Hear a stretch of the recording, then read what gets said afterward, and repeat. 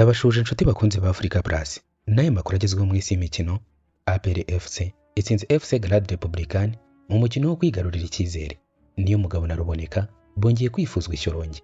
Naho Viper SK itsinze Gor Mahia isobanye imibare.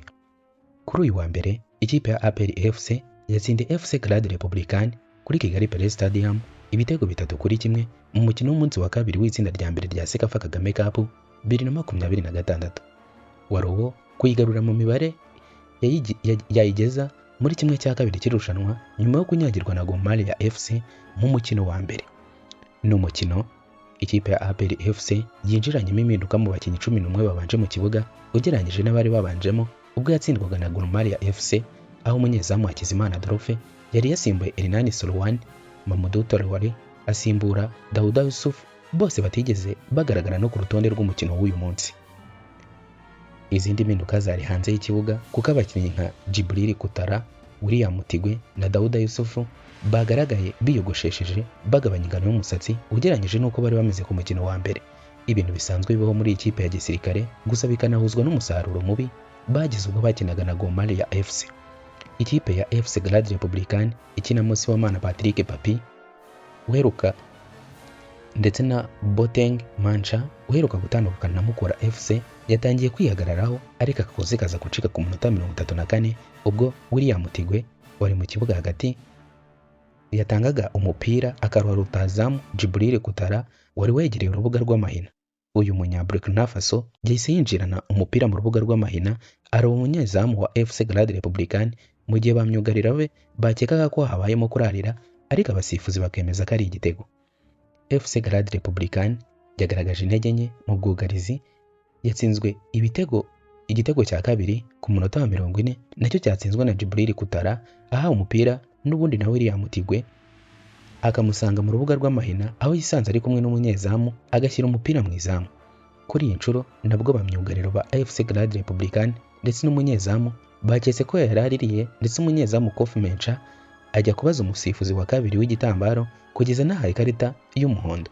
APR FC nabwo yagarukiye aho kuko yakomeje gukina neza ikosora amakosa yakozwaga ubwo yakorwaga na FC Grade Republican. Ku munota wa 45 binyuze ku ruhande rw'iburyo APR FC yazamukanye umupira maze Djibril Kutara arawuhindura asaba abakinnyi benshi mu rubuga rw'amahina. Amani Kudokona Michael arawureka kuko yabonaga mugenzi we uwukina, ari nako byagenze.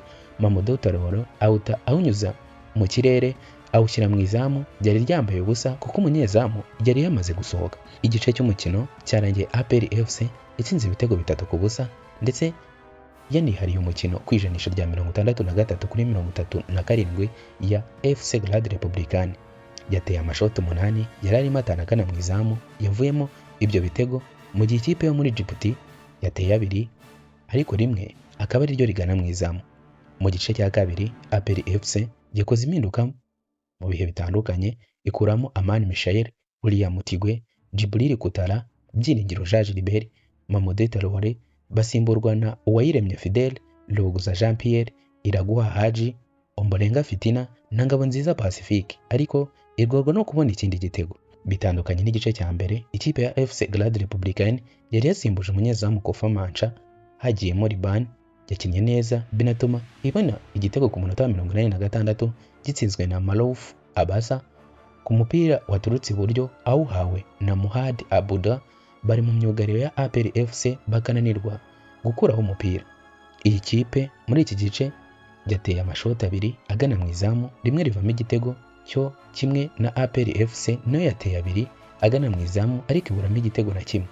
Muri rusange umukino warangiye APR FC yihariye umukino ku ijanisha rya 54-46 ndetse inatsinze umukino n'ibitego 3-1 gusa itungurana idakora ibyo abantu bari biteze ari byo gutsinda ibitego byinshi. Nubwo yatsinze APR FC iracyafite ibyago byo gusezererwa itageze muri kimwe cya kabiri, dore ko kuruba mu itsinda ryayo iri ku mwanya wa 3 n'amanota 3 n'umwenda w'ibitego 3, mu gihe umukino wa nyuma usoza itsinda izawukina na Viper SK iyo yamaze kugera muri kimwe cya kabiri kuko uyu munsi yatsinze Gor Mahia FC. Kuri uyu wa kabiri harakinwa imikino y'umunsi wa kabiri mu itsinda rya kabiri aho ikipe ya Mogadishu City yo muri Somalia irakina na Singida Black Star yo muri Tanzania, yatsinzwe umukino wa mbere ibitego 2, aho umukino uratangira saa 9 z'igicamunsi, naho James FC ikine na Simba SK saa 12. Imikino yose ikaba iri buze kubera kuri Kigali Play Stadium. Nyuma yo gutsindwa umukino wa mbere muri Sekafa Kagame Cup, ikipe y'Ingabo yongeye gutekereza kuri Ruboneka Bosco na Niyomugabo Claude baherutse gutandukana n'iyi kipe. Iyi kipe ya APR FC ikeneye kwiyunga n'abafana bayo, ikomeje gushaka ibisubizo byatuma yongera kubaha ibyishimo. Amakuru yizewe umuseke wamenye ahamya ko umutoza w'ikipe y'Ingabo Talib yasabye ubuyobozi bwe gukora ibishoboka bakaba bagarura Ruboneka na Niyomugabo. Umwe mu baduhaye amakuru yaduhamarije ko Claude aherutse Shyorongi mu minsi ya vuba kandi cyari cyamujyanye ari ibiganiro byamugarura.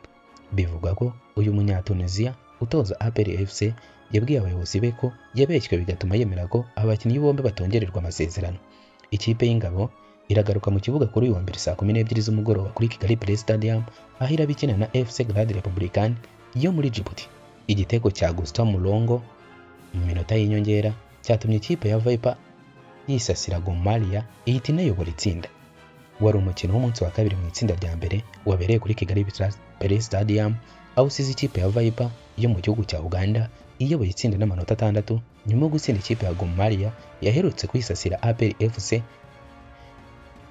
igitego kimwe cya Gustavo Mulonga. Ni umukino watangiye amakipe yombi abizi ko uwutsinda ahita ayobora itsinda, kuko aba bombi bari batsinze imikino yabo ibanza, aho Gor Mahia yari yatsinze APR FC ibitego 5-0, naho ikipe ya Viper yo yari yatsinze ikipe ya Garde Republican ibitego 3-0. Muri uyu mukino wari wegeranye, ikipe ya Viper niyo yabonye amahirwe menshi, ariko ubwugarizi bwa Gor Mahia bwihagararaho. Igice cya mbere cy'umukino cyarangiye ari igitego 0-0, nta kipe n'imwe yabashije kureba mu izamu ry'irindi. Mu gice cya kabiri amakipe yombi yakoze impinduka, ariko iminota 90 irangira n'ubundi rwabuze gice. Ubwo bari bongeye iminota 4 ku minota isanzwe y'umukino, ku munota wa gatatu gusa Gustavo Mulongo yatsindiye ikipe ya Viper FC igitego cy'umutwe, ndetse ni nacyo cyashyizweho akadomo ku mukino muri rusange. Ibi bivuze ko ikipe ya Viper iyoboye itsinda rya mbere n'amanota 6, aho ikurikira na Gor Mahia n'amanota 3, naho APR FC na Grade Republican zifitanye umukino zisangiye umwanya wa nyuma n'ubusa bw'amanota. Usibye umukino ugiye guhuza ikipe ya APR FC na Grade Republican, ikipe ya Viper izasoza ikina na APR FC, naho Gor Mahia isoreze kuri FC Grade Republican, nibwo hazamenyekana abakomeza mu kindi cyiciro.